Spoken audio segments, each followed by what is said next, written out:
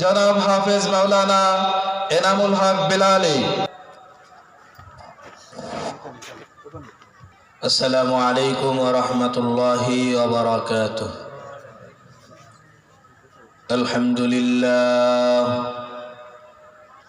আলহামদুলিল্লাহি ওয়া কাফা ওয়া সালামুন আলা ইবাদিহিল্লাযীনা ইসতাফা।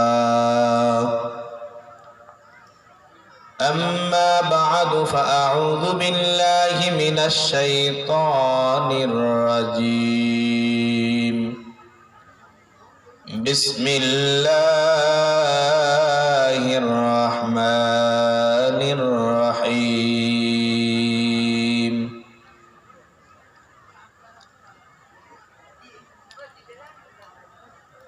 يا أيها الذين آمنوا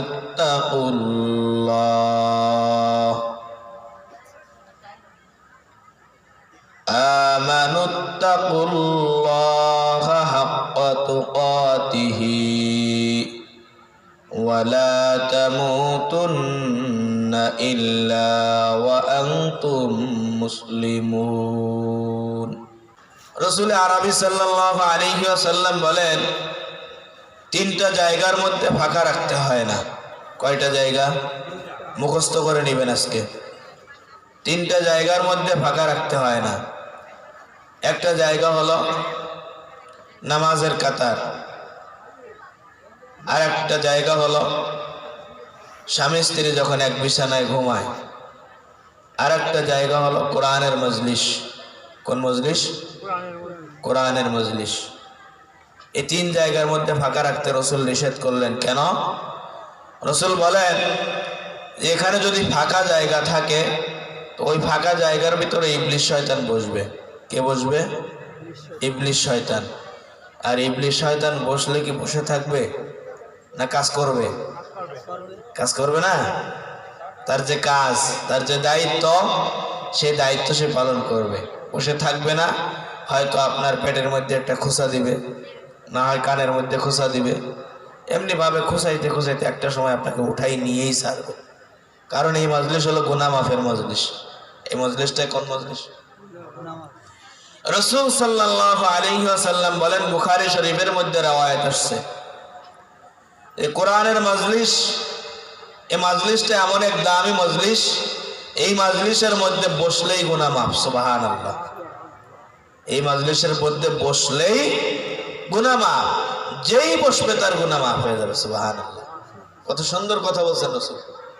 অথচ দেখেন, এই মজলিসে বসার মানুষ নাই। এই মজলিসের মধ্যে বসার মানুষের বড় অভাব। দোকানপাটে, বাজার ঘাটে, আড্ডায় মানুষের অভাব নাই, কিন্তু মজলিসের মধ্যে কয়জন মানুষ? কোরআন শোনার জন্য কয়জন আছে? কোরআন প্রেমিক কয়জন আছে? আজকে আমরা মুসলমান আছি, কিন্তু কোরআনের প্রেম অন্তরের মধ্যে নাই, কোরআনের ভালোবাসা অন্তরের মধ্যে নাই। বাপ মুসলমান, দাদাই মুসলমান, জন্মসূত্রে আমিও মুসলমান, এর বাইরে কিছু না, এর বাইরে কিছু নাই। তাহলে কি হইল?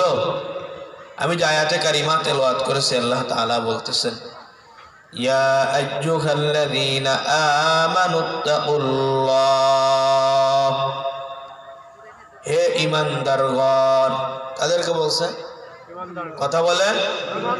ঈমানদারদেরকে আল্লাহ তাআলা বলতেছেন, ইত্তাকুল্লাহ, তোমরা আমি আল্লাহকে ভয় করো। কি করো? ভয় করো। কেমন ভয়?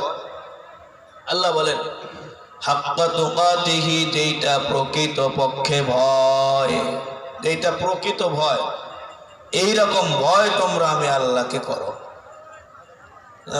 আল্লাহর ভয় আছে। আল্লাহর ভয় কি আছে, কিন্তু মসজিদে যতক্ষণ থাকি ততক্ষণ আল্লাহর ভয় থাকে, বের হলে আর আল্লাহর ভয় থাকে না। কথা কন? হ্যাঁ, আল্লাহর ভয় যার অন্তরের মধ্যে আছে, তার দ্বারা দুনিয়ার কোন গুনার কাজ সংগঠিত হওয়া সম্ভব? সম্ভব? কথা কন, রামপালের মানুষ এরকম জিমানো নাকি? হ্যাঁ, আপনারা জিমাই গেছেন কেন? কথা বলেন। আমি এই অঞ্চলে ইতিপূর্বে কখনো আসিনি, আজকে প্রথম। তা আপনারা দেখতেছি কথা বলতেছেন না।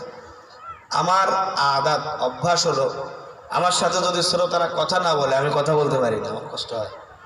আমার পরে যিনি আলোচনা করবেন হাফেজ মাওলানা মুফতি খায়রুল ইসলাম নোমানী, একই আদাত একই অভ্যাস। শ্রোতারা যদি কথা না বলে কথা বলতে পারেন না। আসলে আমরা আলোচনা যা করতেছি, আমার আলোচনা আমার শ্রোতা বুঝতেছে না আমি শুধু সুর দিয়া যাচ্ছি, এটা বোঝার দরকার আছে। আমার কথা মনে হয় আপনারা বোঝেন নাই, এজন্য আমার সাথে একটু কথা বলতে হবে। পারবেন তো ইনশাআল্লাহ? লিল্লাহে তাকবীর, লিল্লাহে তাকবীর। কোরআন সুন্নাহর আলো, সংসদে জ্বালো। কথা হয় না। কোরআন সুন্নাহর আলো কোন জায়গায় জ্বলবেন? এতদিন ঘরে ঘরে জ্বালছেন, এখন সংসদে জ্বালতে হবে। কোথায়? সংসদে যদি কোরআন সুন্নাহর আলো জ্বালানো যায় তাহলে গোটা বাংলাদেশে কোরআন সুন্নাহর আলো জ্বলবে। কথা বলেন ঠিক কিনা? স্বৈরাচারকে তো বিদায় করছি, এখন সংসদের মধ্যে যদি কোরআন ফিট করতে পারি, সুন্নাহ ফিট করতে পারি, তাহলে সব জায়গায় কোরআন সুন্নাহ ফিট হয়ে যাবে। এরকম মাহফিল কইরা আপনাদেরকে আর দাবরানো লাগবে না, তখন প্রশাসন নিজেই দাবরাবে। বুঝেন নাই মনে হয়? কোরআনের আইন যখন মদিনার জমিনে বাস্তবায়ন হয়েছে, তখন প্রশাসনকে ফাঁকি দিয়া কেউ চলতে পারে নাই। উমরে ফারুক রাদিয়াল্লাহু তাআলা আনহু এত বড় একজন বাদশাহ, অর্ধ পৃথিবীর বাদশাহ, সে রাতের বেলায় পায়চারি করে দেখে কেউ অন্যায় করে কিনা, কেউ কারোর উপরে জুলুম করে কিনা, কেউ অনাহারে আছে কিনা, কেউ না খেয়ে আছে কিনা। এইরকম কোরআনের রাত যদি বাংলার জমিনে কায়েম হয়, তাহলে বাংলার জমিনটা ওই উমরের যুগে যে এরকম শান্তিতে মানুষ বসবাস করেছে, আজও পর্যন্ত এরকম শান্তিতে মানুষ বসবাস করবে। কথা কয় না?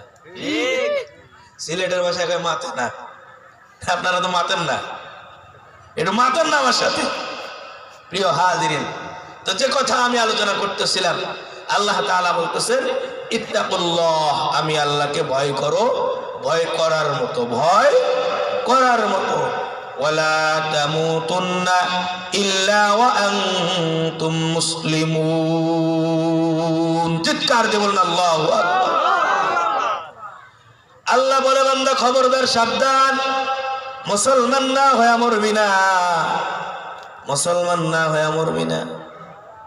ওদিকে অন্য এক আয়াতে আল্লাহ তাআলা বলেন কুল্লু নাফসিন যায়িকাতুল মাউত, মৃত্যুর স্বাদ প্রত্যেকটা প্রাণীর পান করা লাগবে, এতে কোনো সন্দেহ। কোরআনে কারীমের মধ্যে আল্লাহ তাআলা 6666 খানা আয়াতে কারিমা নাযিল করেছেন। এই 6666 খানা আয়াতে কারিমার মধ্য থেকে 6665 খানা আয়াতে কারিমা যদি কোনো নাস্তিক, মুরতাদ, কাফের, মুশরিক, বেঈমান অস্বীকার করে, একটা আয়াত অস্বীকার করার ক্ষমতা কারো আছে? আরো জোরে আওয়াজ করে বলেন আছে? সেই আয়াতটা হলো কুল্লু নাফসিন যায়িকাতুল মাউত, মৃত্যুর স্বাদ প্রত্যেকটা প্রাণীর পান করতে হবে, মৃত্যুর পেয়ালা প্রত্যেকটা প্রাণীকে গ্রহণ করতে হবে। সুম্মা ইলাইনা তুরজাউন, অতঃপর আমি আল্লাহ তাআলার কাছে থেকে প্রত্যাবর্তন করতে হবে, ফিরে আসতে হবে। কার কাছে? আল্লাহর কাছে। আল্লাহর কাছে ফিরে যেতে হবে, এই চিন্তা, এই বুঝ আমার আপনার মধ্যে আসেনি।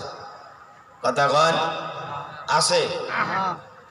আল্লাহর কাছে আমাকে ফিরে যেতে হবে, আল্লাহর সামনে আমাকে দাঁড়াতে হবে, আল্লাহর কাছে আমাকে হিসাব নিকাশ বুঝায়া দিতে হবে। এই চিন্তা ভাবনা, এই ধ্যান ধারণা যার মনের মধ্যে আছে, তার দ্বারাই গুনার কাজ হওয়া সম্ভব? সম্ভব না। আল্লাহ বলেন দুনিয়ার মানুষ শোনো, আমি আল্লাহ তোমাকে যখন পাঠাইছি, তোমাকে একটা পবিত্র আত্মা দিয়া পাঠাইছি। কি আত্মা? আপনি আমি যখন দুনিয়ায় জন্মগ্রহণ করছিলাম, আপনাকে আমাকে কেউ পাপী বলতো? কেউ গুনাহগার বলতো? সবাই কি বলতো? নিষ্পাপ, মাসুম, কোনো গুনাহ নাই, সবাই কথা বলতো। এখন কেউ বলতে পারবে আমার কোনো গুনাহ নাই? বলতে পারবে? আমার কোনো পাপ নাই, আমার কোনো অন্যায় নাই, এ কথা বলার সাধ্য এখন নাই। তো